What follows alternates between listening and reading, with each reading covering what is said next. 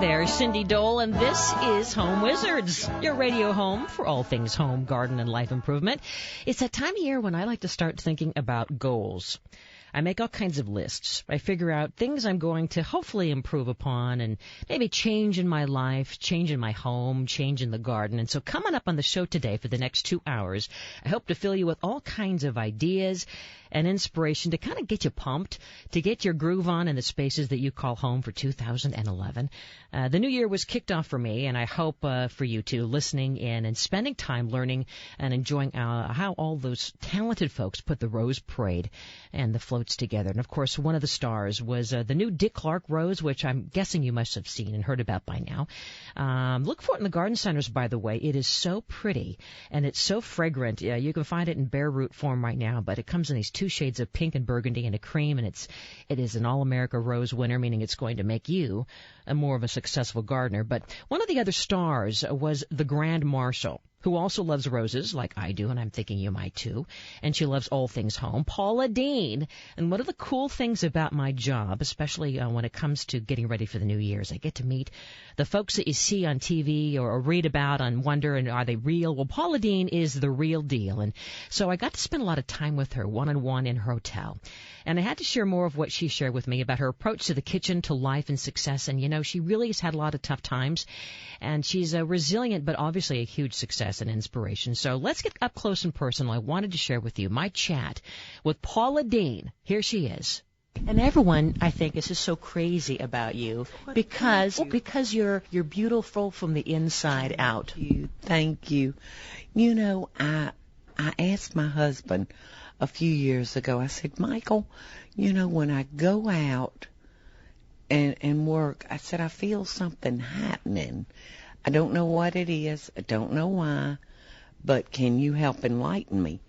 And he said, Paula, he said, the people throughout America are falling in love with you because they know you're real.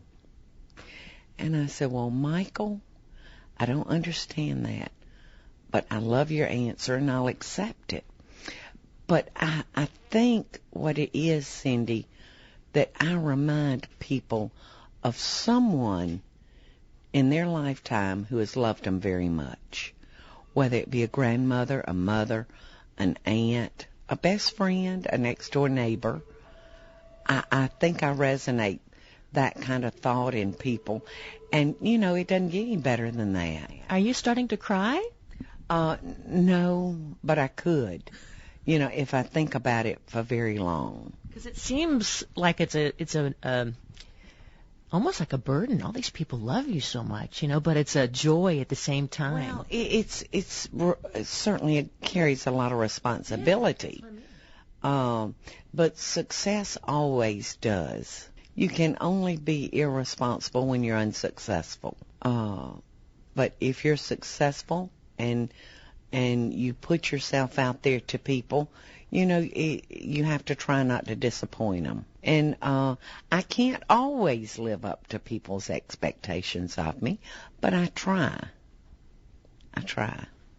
And you're always so cheerful, even though we know that you've had some sad times in your life. I have. But, you know, I've got my daddy to thank for that. That's the legacy he left me. My beautiful daddy was dead at 40 years old, and everybody that met Earl Hires loved him, just loved him. I never saw my daddy without a smile until he became ill, and he had a stroke. But he just had a wonderful sense of humor, and like I said, I think he imparted that on me. His ability to laugh and have a good time.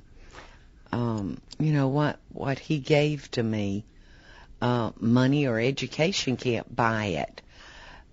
Because I remember as a teenager, Daddy saying to me, if I ever find out that you have been cruel or rude to somebody, he said, I will get you. I will get you. He taught me how to treat people. And for that, I'm forever grateful. He would tolerate my failing grades because I was very social.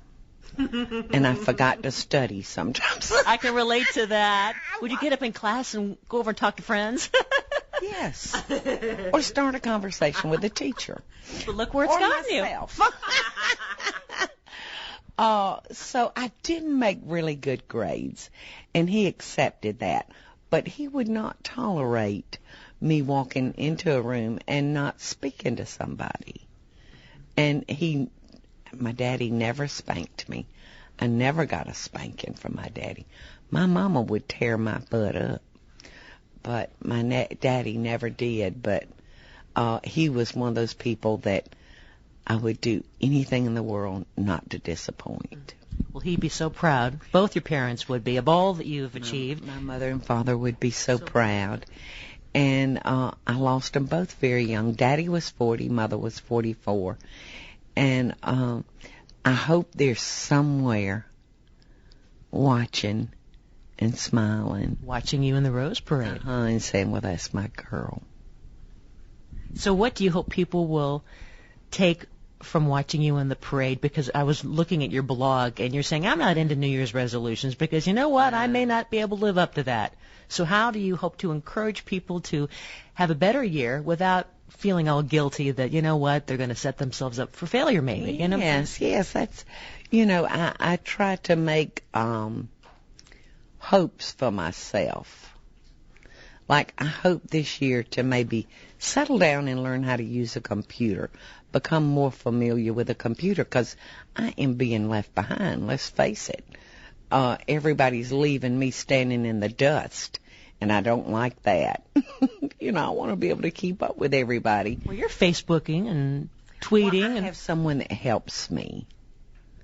I have to fess up. I really don't know how to tweet or Twitter.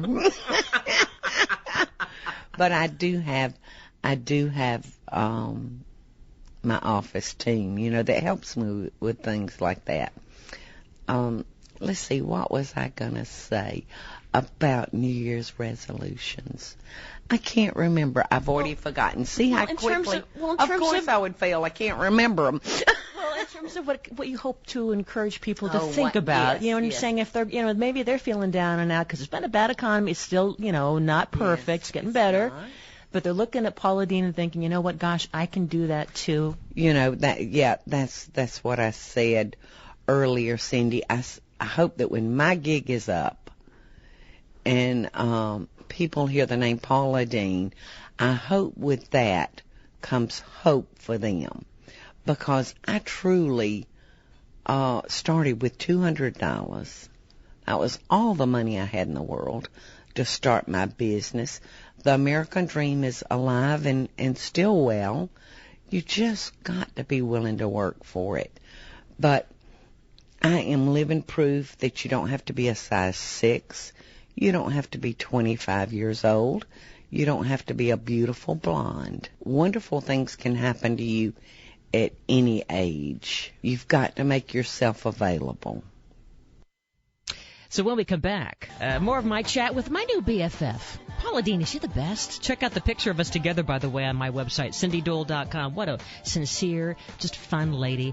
And when we come back, we're going to hear about, from one of our favorite foodies, how she's turned her home into a supersized place and what she does in the kitchen to make it so fun and easy and breezy. Then later we'll head to the garden. I'm Cindy Dole, Home Wizards, here on KFWB, News Talk 980.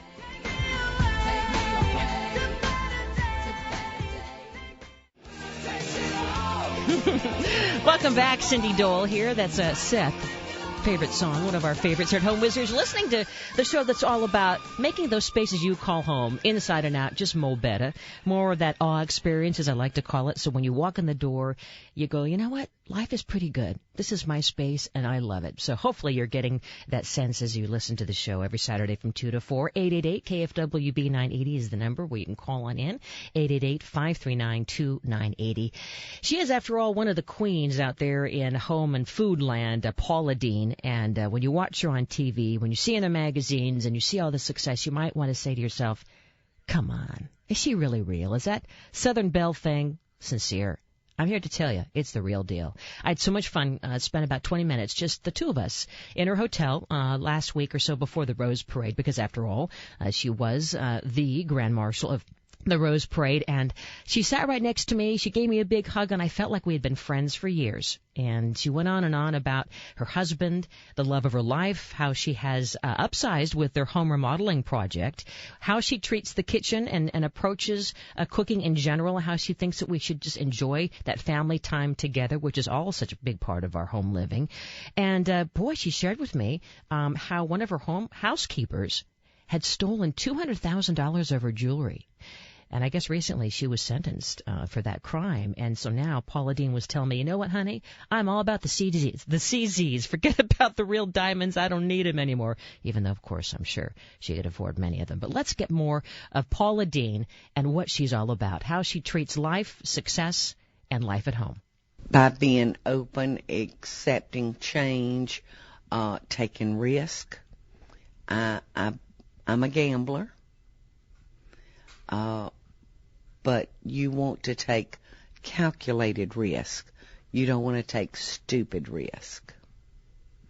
But you have to be willing to take a risk. Open yourself up. Put yourself out there. And homebound-wise, you guys have taken a huge risk. You're sized up. Yeah. Instead of Can you downsizing. believe that? I said, Michael, what is up with us? Are we dumb or what? Yeah, when most people are settling into a small house, but yet our family is growing. I've got a blended family. I went from 2 children to 4 children. Kids are marrying. We're getting new family members from their directions. So, yeah, I mean, we need the space, and we use every inch of it up. What do you hope that women and men who are watching and hearing you in the parade and just all that you do can take away from your skills in the kitchen? Because we love your spirit, because you don't necessarily have to be perfect. You can just have fun in the kitchen. The most important thing is that you have fun. Bring your family members in there with you. Give everybody a job. Cooking does not have to be work, nor does it have to be hard. All my recipes that I share with everybody are so simple. You've usually got all the ingredients in your pantry. You want it to taste really delicious, but like I said, it doesn't have to be complicated, because when you walk out your door every morning to go to work, it's hard. It is hard. There's a lot of competition out there, time restraints. It's just hard. And when you walk back in your house, that should be your palace. That should be your haven. It should not be hard. And I think mealtime is a wonderful time for families to heal at the end of a day, to find out how your children have done. Do they need any help from you to accomplish their goals tomorrow, to know that they have a support team behind them in that home. And I ask parents to try to remember, not to use mealtime as a time for punishment or a time to get on their children. Keep that table peaceful and give them the memories and all of those secure feelings, that I know I had as a child. Try to give them to my children and my grandchildren. Mealtime be a great time. And that cake of yours tied to the Rose Parade is gorgeous. Oh my goodness, what a quinky dink that was, because we had just formulated that cake for February, for Valentine's Day, on my website. And then the invitation came in from the Rose Parade, and we said, oh my goodness, this is perfect. So I was able to send the recipe out to the committee, and when I got here, they had a beautiful rose bowl cake there, where we had used the red petals that were sugar coated. They had used a beautiful purple rose. Gorgeous cake and delicious. Well, we all love you so much. I'm just wondering, do you ever feel stressed when that head goes on the pillow? And anything ever worry you? Or you just, you know what, life's pretty darn good. Life is really good. Life is really good. I remember at a time in my life where I was scared of everything, frightened of everything, worried about everything. But now, it's not so much that way. I have a prayer in my life that taught me how to let go, and that's the serenity prayer. God grant me to the serenity to accept the things I cannot change, the courage to change the things that I can, and please, God, show me the difference between those two things. Give me the wisdom to know the difference between the things that I can change and I can't change. So, that's a great, great relief to surrender to things that you have no power over. It's like, take a deep breath. Love that, Paula Deen. And by the way, you can check her website, pauladeen.com, for the Rose Parade cake recipe. It's gorgeous. Coming up next, we're going to go to the garden and spend some time there. Things to put on your New Year's list to do to make improvements outside, like growing veggies, the winter garden, and later we're going to talk about design pick-me-ups. Home wizard Cindy Dole. We're back after this. There's a sign